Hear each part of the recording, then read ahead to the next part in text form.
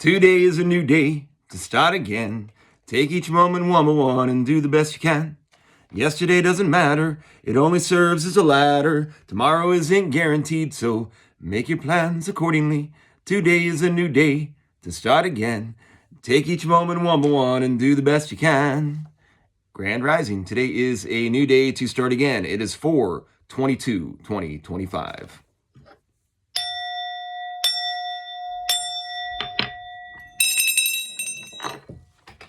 Uh-oh. Well, I got more eyes on me. I was on a show yesterday, a podcast called Ironworks. I appreciated that and enjoyed being on there. And so I did pick up a couple of subscribers. I had more people hear my message yesterday than ever. It's not really my message, it's my purpose. I thought it was funny, so I went right into how much I've tried to lurk in my life to try to find purpose. At one point, I was given that book, Purpose Driven Life. I read that whole thing. And then I was given A Case for Christ. I think people have heard of that one. And there's another one that's called A Case for God, maybe? Or A Case for Faith.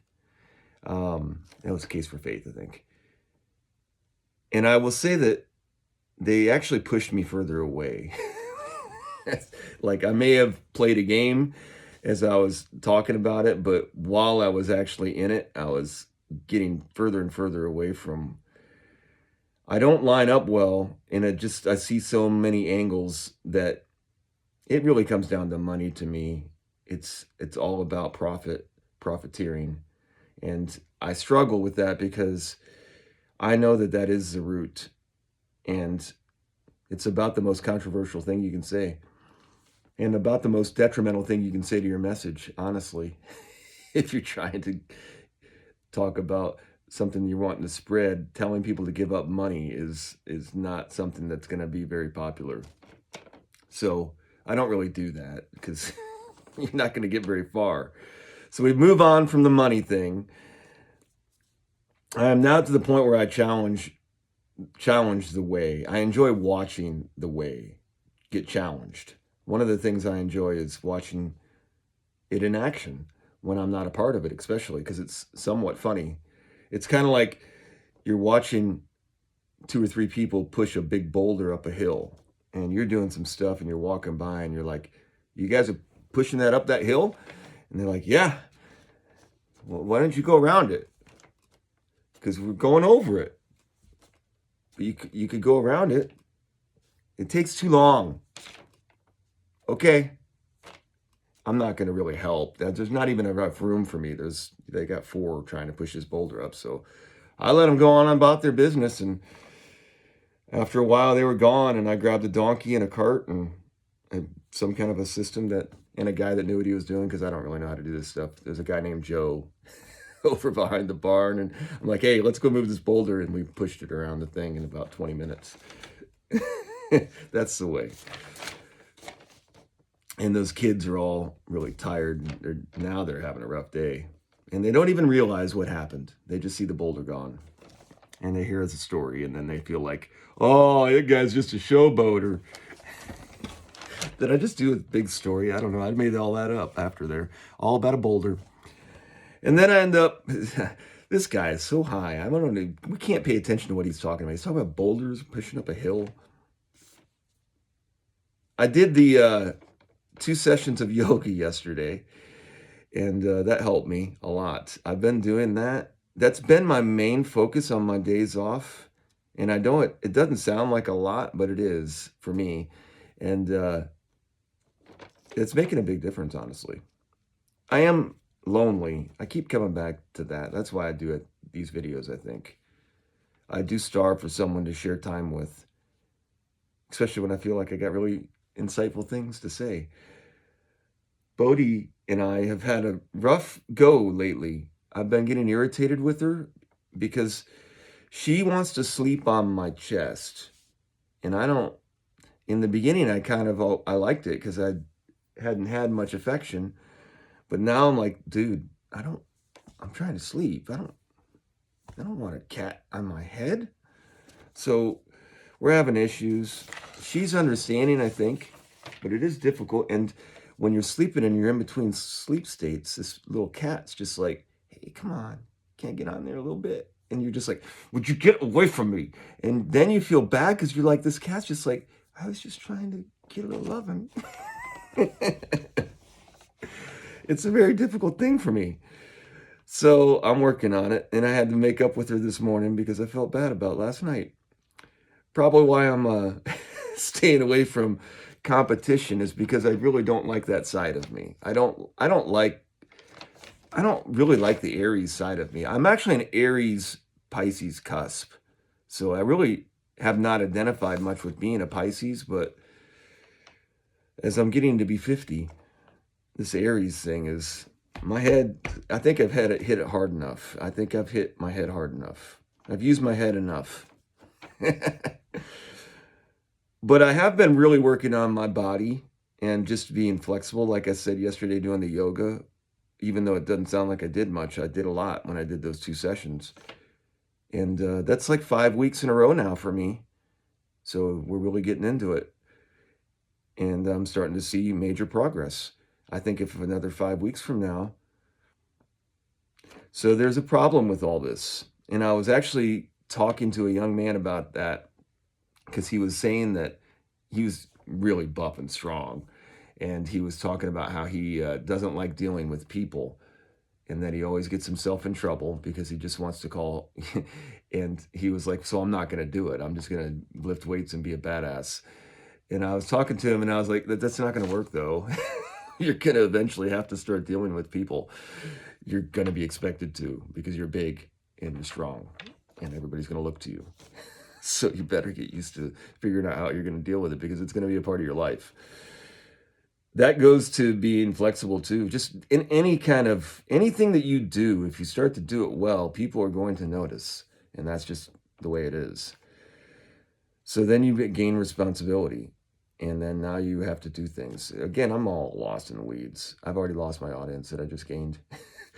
So what am I to do? What am I training for? What is it that I'm trying to do? What is my purpose? And whatever it is, it feels important. It feels really important because I've went from being pretty chubby to pretty fit. What the heck did I do that for? I'm just with a cat. Me and this cat. That's the reason why I got all toned up. This morning, yesterday I had talked about my Folgers can and drinking Folgers coffee. And I used all of my coffee yesterday. And this morning when I got up, after having my irritating sessions of waking up with Bodhi, and then by the time 3 o'clock rolled around, I'm like, finally, like, I'm just going to get up. I really didn't want to get up, but I got up and I'm like, all right, I'm going to 2 days, a new day to start again. This sucks. And then I went in there and my coffee can was empty and I got very mad. And I threw the coffee can in the trash. Well, first it was some caked in the sides of it. So I tried to like scrape it all out and see if there was enough to make you, and there's just enough to not have enough for a cup of coffee. And so I took the can and I threw it in the trash can. It wasn't really bad. It wasn't bad at all, honestly. If there was a camera on me, it'd probably more look like, but to me it felt like, ah! And I got done with it and I'm like, why don't you just make tea? You've been talking about doing this tea thing. So I made tea. I have a thing. I've been doing a little tea and I put honey in it. And I think I'm going to enjoy going that way anyways. I like the tea and the honey. Maybe I switch. And so I think it's just funny. That's the Tao, really, is I've actually grown a little bit. So, because I have more people watching, possibly, I probably lost them all through my really weird story. I am going to get back into the Tao Te Ching since I have some people's attention. So what I'm going to do, I have started to use this. I don't really care if I get flagged. I don't care anymore. I'm just trying to do my thing here. And this is what resonated with me. So the first thing that I had, I was in the middle of a divorce. I was divorced and I had quit drinking and quit smoking cigarettes. but I was not doing well. And I was meditating, but it just seemed like things just kept getting worse and worse, even while I was trying to self-improve. And I felt like I had nowhere to go. And a friend reached out to me and he sent me like a link. And it was this, I'm getting ready to play it. I'll go ahead and put it on while I'm talking. We had Well, one that's a person. commercial. We had one person significantly. I don't know, it's some kind of a thing that puts on very alarming music to get you to buy something or click on something. I'm not trying to do that. I would like a subscribe if you haven't subscribed, and maybe a like, but I'm going to try to do this. Uh-oh, where are we at? I got to go to the beginning of it. So this is Wayne Dyer. After looking into him, I still dig him. He passed away, but he's what brought me to the Tao Te Ching. And this is kind of this little outlay music that he puts into it. I think there is some ideas behind the tones that he uses.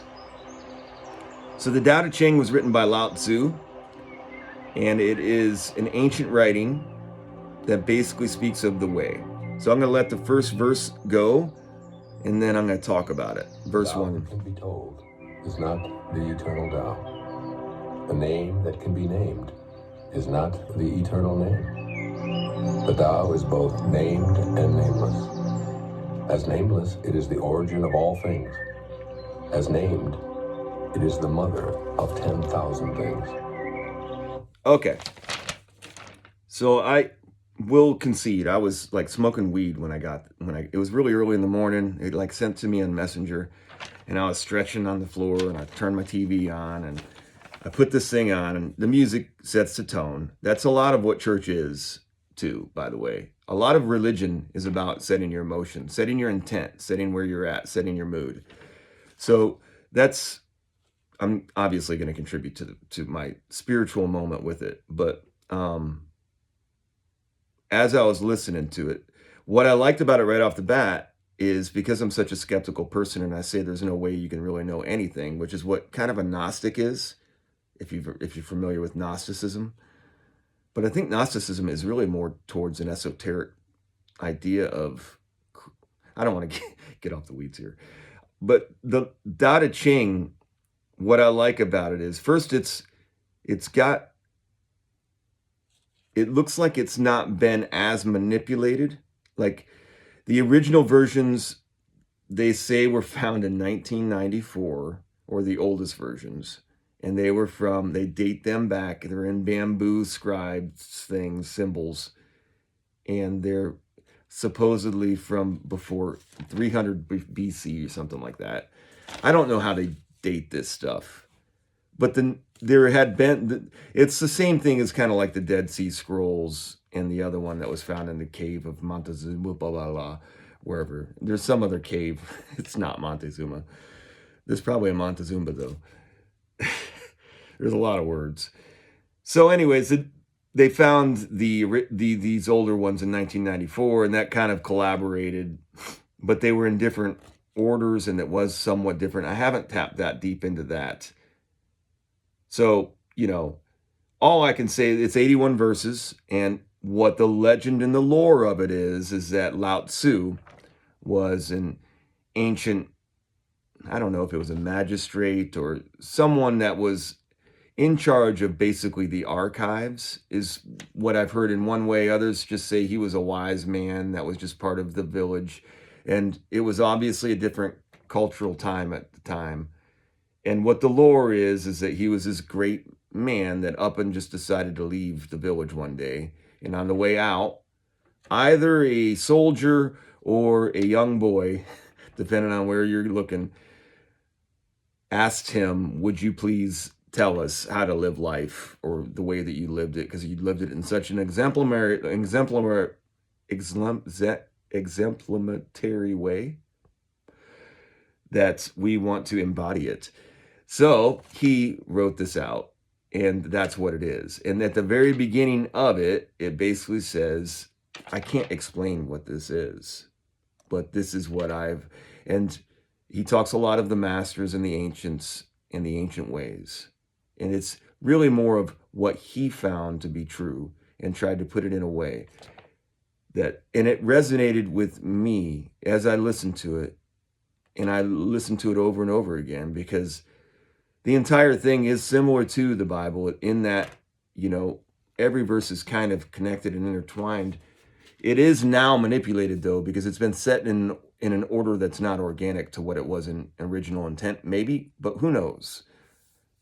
It seems to be somewhat interchangeable anyways, and a lot of it is repetitive, but what it is talking of and speaking of is a duality and how to live between the duality, the polarity of our realm, and how to live within it and try to embody with it. And that's not necessarily good and evil. And it is a very natural way to live too. It's a lot more tribal, in my opinion, of what I've understood from the Tao. And it's a lot more organic, as in it allows life to happen. And you are just trying to become the most beautiful part of it that you can be. And if you do that, and as you're doing that, you help to embody that around you. And that's what you're trying to embolden what should be. And it's really, I'm doing this with my hands. That's what I get from it. And that's what I got from it. And that essentially everyone has the ability to play their part, whatever part that is. And sometimes you play different parts, and that's part of the way as well. Sometimes the smallest becomes the biggest, and it's not necessarily the youngest or the oldest, that kind of thing. So anyways, that's why I get so much into it.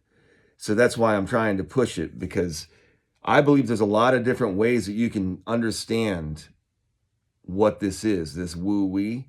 But I think, especially for people that seem to resonate with what similar things I resonate with, for me, people that believe in pattern recognition, I think that the Tao Te Ching really lines up well as far as pattern recognition.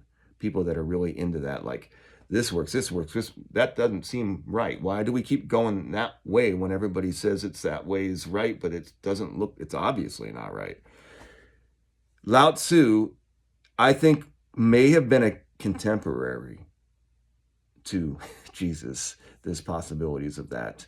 I think that there may have been several that were all contemporary, or maybe they just have a way of passing each other's knowledge to each other. Maybe there are just specific prophets that are meant to be prophets that are from each generation. I mean, that's possible, right? And then whether we believe they're false or not, it really comes down to money, man. I wish people understood that, though. I think that's what all of these people were saying when it was starting, was that if you base this stuff on money as opposed to... The thing is, if you have 1,000 grapes, they're going to perish. You can only have so many grapes. The thing about money is, it's not real. Grapes are real. You can eat them. Whenever you have your commodities being things that are perishable, it's more natural, and nobody can get... You can't load up all the grapes. You can't have all the grapes because you can really grow grapes anywhere. You can't, only certain people can make the money. It's really simple, people. If people would just understand it, whenever you introduce something that doesn't need to be introduced, it is something that is taking your way away. And I just wish people would understand that, but it's so controversial. So I'm just going to keep doing what I'm doing, talking about the way, and I'm hoping enough people will start to understand what I'm trying to say. But maybe not. I just lost everybody that I gained. I will be trying to be on some more open platforms. I'm going to put my voice out there because I believe in it. We're going to do the Tao one more time, the opening of it, because it's better than what I got.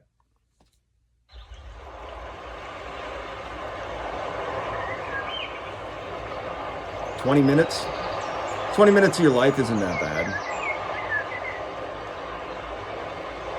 It comes in here with a little tone. Here it is, here.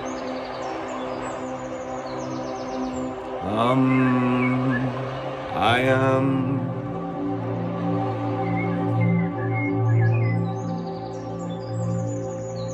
The Tao that can be told is not the eternal Tao. The name that can be named is not the eternal name. The Tao is both named and nameless. As nameless, it is the origin of all things. As named, it is the mother of 10,000 things. Ever desireless. Ever desireless. Today is a new day to start again. Take each moment one by one. Who would have thought? Some guy named Lao Tzu. Kind of cool. Where'd my... Oh, I dropped my thing. I'm getting my 3 rings in. I had to be careful there. I could have knocked the whole thing over. 20 minutes. I think the 3 rings is important. I'm not a one-trick pony, though. It's not just the Tao Te Ching. It's just where I got my hitch to. And I think it is very impactful. So I want to try to push that. That's really what I want to go back to. I hope everybody has a great day out there. Do great. Be great. The Tao is great.